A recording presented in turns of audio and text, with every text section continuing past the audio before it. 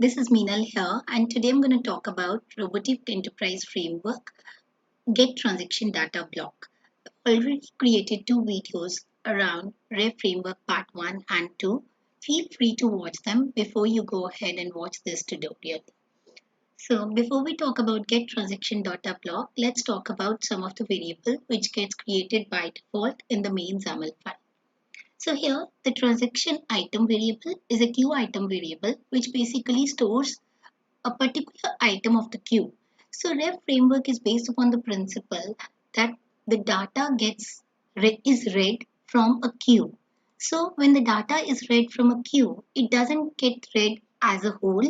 Only one item of the queue gets read at any given point in time in the get transaction data block. So this particular variable transaction item is used to basically store the data of particular item of a queue. Coming to system error and business rule exception, these two variables are used to store any exception, be it business or system error type at any given point in time.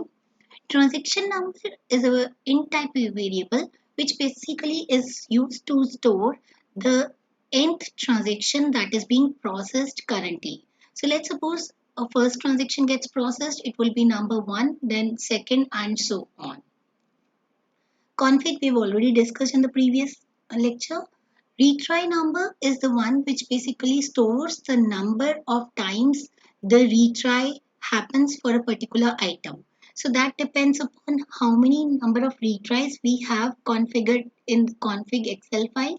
If I open the config Excel file here, in the constants sheet, you can define how many number of times a particular item should retry in case it fails because of an application exception error. Here you can define the number of retries by default at 0. So that gets stored here. Coming to this particular variable transaction data, this is used only in case if you are reading the data from an Excel or scrapping the data from a website. In such a case, if the data is in a tabular format, not a cube format, then you use this variable to basically read the data in a tabular format within get transaction data state. But as of now, we are not going to talk about this field as well as these three variables. So these three variables are basically used to store the data of a particular queue item. So what happens is this transaction item stores the data of the whole item of the queue, whereas when it comes to specific fields of the item, that gets stored in these three variables and you can use them. But in a practical business scenario, we prefer to create our own more relevant variables rather than using these three variables. Coming to get transaction data block, this block is basically used to get any data which further needs processing in a business scenario. It could be any data, for example, a claims process, all the claims data. It could be healthcare forms. So for that data, you can get the data here. But by default, Ref framework is based upon the principle that data stores in a queue, and this particular block tries to get the data from a queue. Let's see how.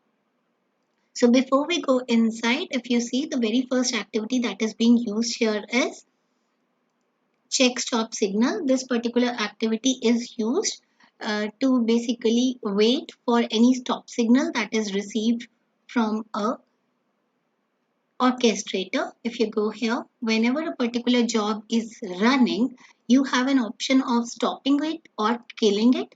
These are grayed out as of now because this is already completed. But in case a particular job is in running status, then these are enabled, stop and kill, and you can stop and kill.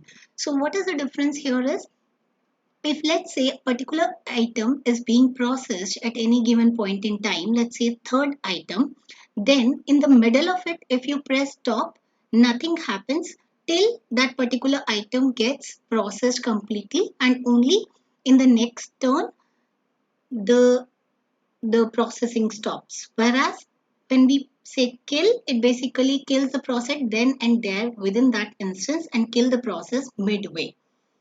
So how it works is, if you go back to this get transaction data block, it keeps waiting. Whenever it receives a signal, it goes and checks the condition here, and in case it is true, it basically locks the message and set transaction item equal to nothing. So in the next run, the transaction item is nothing, and so it comes out of the get transaction data block here, wherein it checks no data in the queue. That's why it comes out. In case stop signal is not clicked, it goes to the try catch block here, within which it calls the get transaction data XAML file. Let me open it. In the get transaction data XAML file, the very first activity is get transaction item. This particular activity is used to get the item details from a particular queue. The queue name is stored in this Excel, as we already talked about in the last video, and this particular queue name is then used to get the data from this queue. So how to get this value is by actually calling this particular name. So how? In the config variable, we basically call this name, and which stores the value of the queue name, and hence it is passed in this particular property queue name. Once it is passed, the output gets stored in out underscore transaction item variable here, which is a variable, which is an argument here. And once it stores it in the argument, basically in the if condition, it checks does it have any value or not. In case it has some value, it basically passes these three assign statements here. These are nothing but here the time is being passed to the transaction ID, and here these are empty. So these needs to be customized as per you in order to read a particular item, in order to read particular details of an item. For example, let's say if you have a queue with the, just a second, yeah.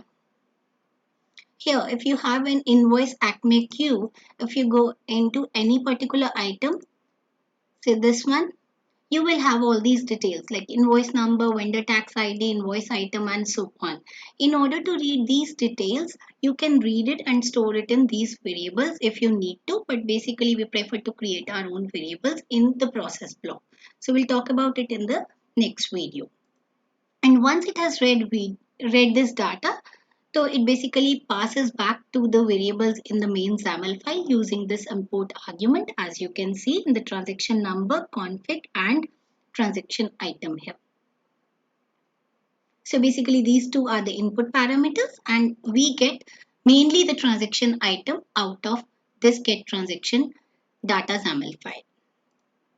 Coming back, after that, it basically in the transitions, it checks whether the transaction item has some value or not. In case it has some value, as in this case, it goes to the process transaction. In case it doesn't have any value, it is nothing, it doesn't have any value. In that case, it goes to the end process and basically ends the process. So that's about the get transaction data block. I hope this video is useful. Thank you so much for watching.